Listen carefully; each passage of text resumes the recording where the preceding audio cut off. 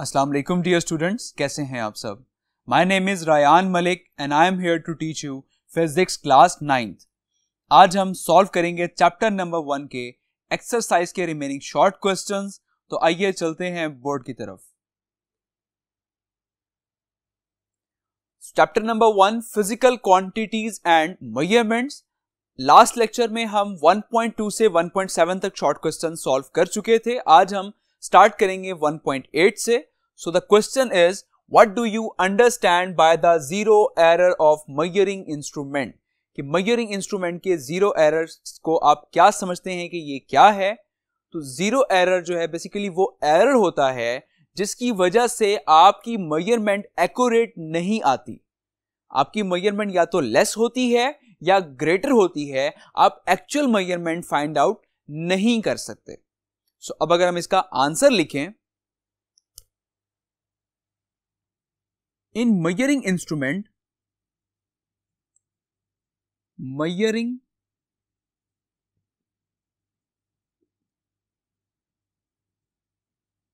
Instrument there may be a systematic error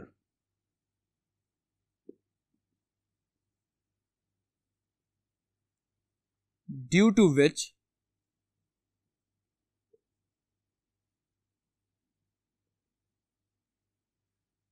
a measurement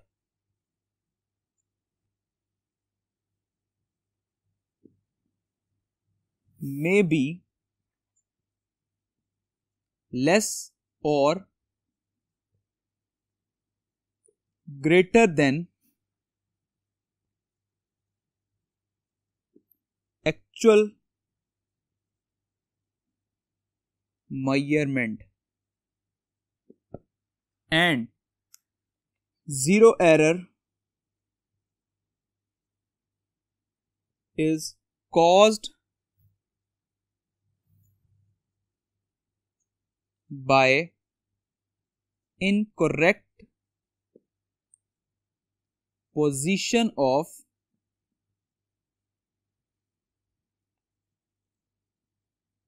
zero point.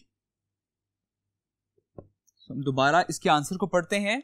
In measuring instrument there may be a systematic error, कि measuring instrument में एक systematic error हो सकता है, due to which a measurement may be less और greater than actual measurement, और इसकी वजह से एक मेजरमेंट जो है वो लेस या ग्रेटर हो सकती है आपकी एक्चुअल मेजरमेंट में से।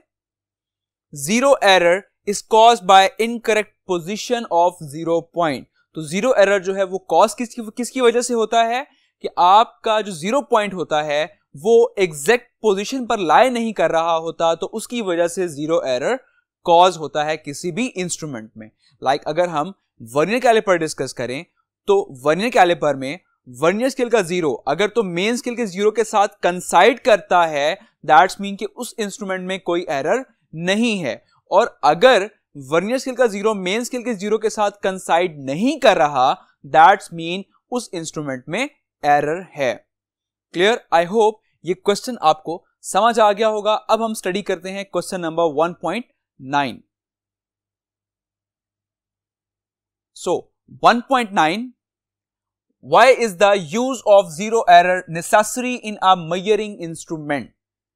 किसी भी मेजरिंग इंस्ट्रूमेंट में जीरो एरर का इस्तेमाल जरूरी क्यों है।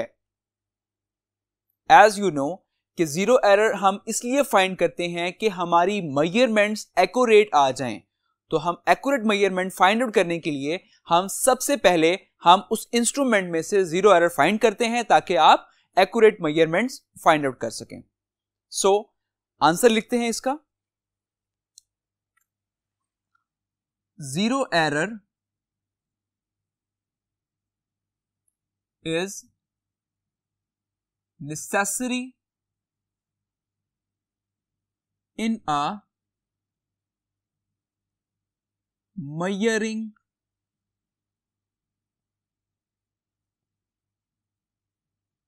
instrument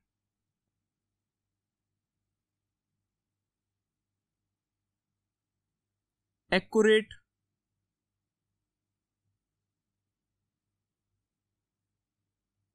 readings. तो जीरो एरर जो है वो नेसेसरी है किसी भी मेजरिंग इंस्ट्रूमेंट में to measure the accurate reading, ताकि आप एक्यूरेट रीडिंग्स जो है वो आप ले सकें किसी भी चीज की जिस चीज को आप मेजर कर रहे हैं। अब हम यहां पर लिख लेते हैं कि before taking measurements,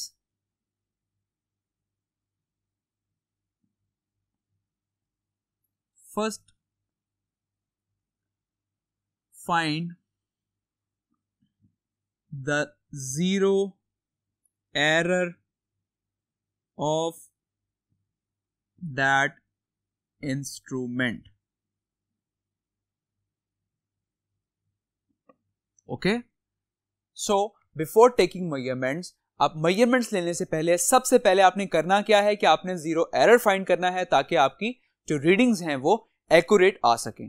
clear? I hope कि क्वेश्चन आपको समझ आ गया होगा। Now move to next question, that is 1.10। What is stop watch? Stop watch क्या है? What is the least count of a mechanical stop watch you have used in the laboratories? So first of all हम इसका answer करते हैं कि what is stop watch. Stop watch क्या है? जैसा कि मैंने आपको बताया था कि स्टॉप वॉच से आप किसी भी इवेंट का टाइम इंटरवल फाइंड आउट कर सकते हैं, आप टाइम इंटरवल मेजर कर सकते हैं। तो अगर हम इसका आंसर लिखें तो a stop watch is used to measure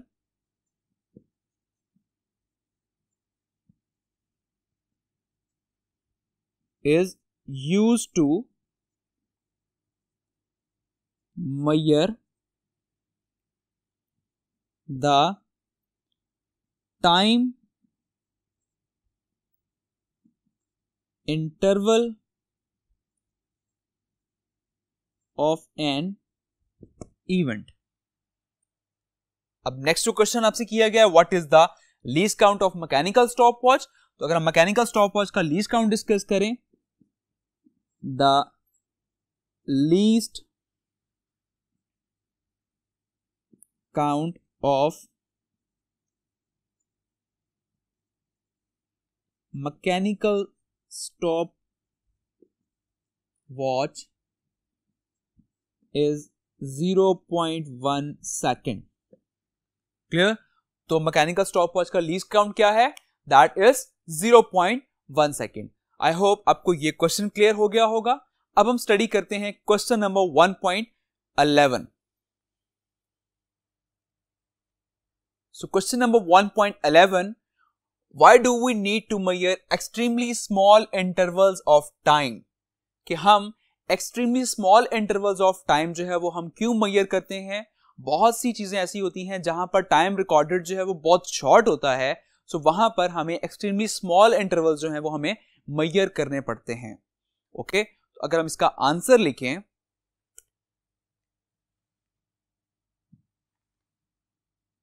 in most of the experiments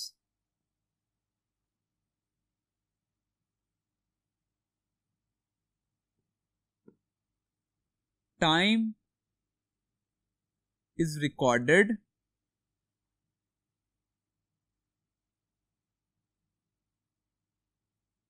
for very short interval।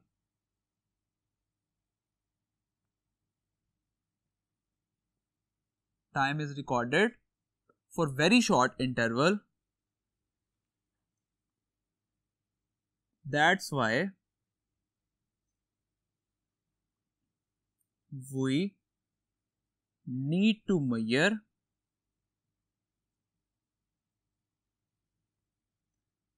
small interval of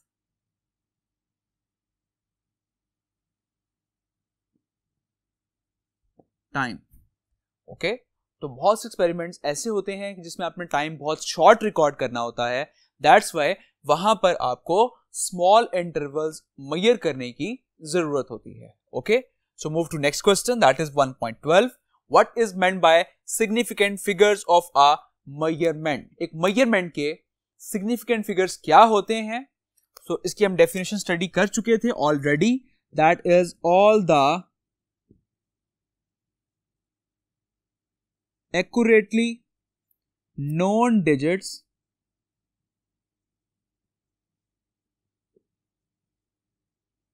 and the first doubtful digit are known as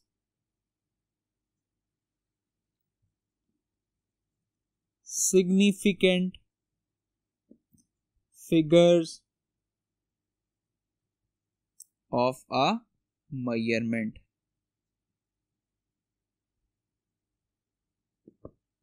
तो एक मेजरमेंट में जितने भी एक्यूरेटली नॉन डिजिट्स होते हैं और जो first doubtful digit होता है उसे हम कहते हैं सिग्निफिकेंट फिगर्स उस मेजरमेंट के। क्लियर? आई होप आपको क्वेश्चन क्लियर हो गया होगा। अब हम लास्ट क्वेश्चन स्टडी करते हैं। 1.13 which is how is the precision related to the significant figures in a measured quantity। यहां आपसे क्वेश्चन करूं कि प्रिसीजन क्या होता है, तो प्रिसीजन का मतलब होता है ग्रेटर एक्यूरेसी। अब प्रिसीजन का सिग्निफिकेंट फिगर से क्या लिंक है, जो कि क्वेश्चन हमसे क्या कहा गया है कि how is the precision related to the significant figure, तो किस तरह से ये रिलेट करता है आपस में।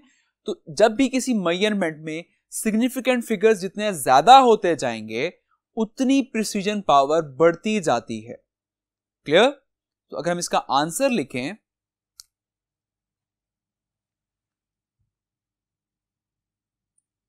इन अ measurement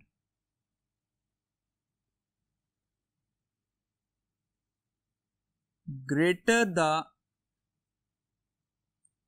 number of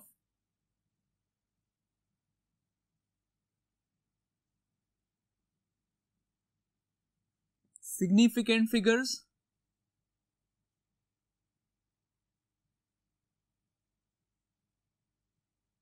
greater is the precision power।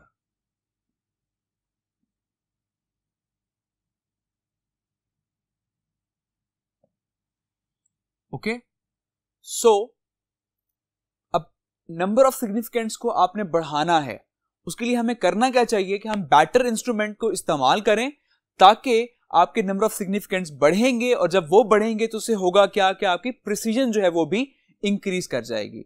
So by using better instrument, यहां आप लिख सकते हैं इसको कि bye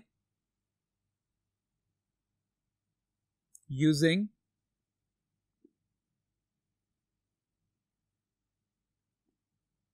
batter instrument increases the number of significant figures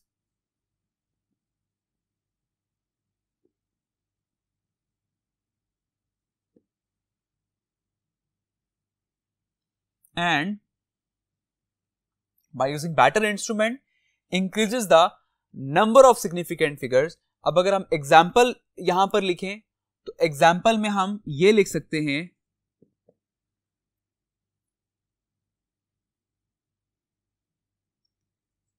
screw gauge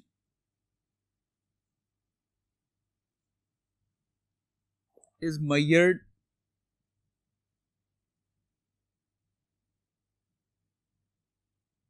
more precise than vernier caliper and meter rule।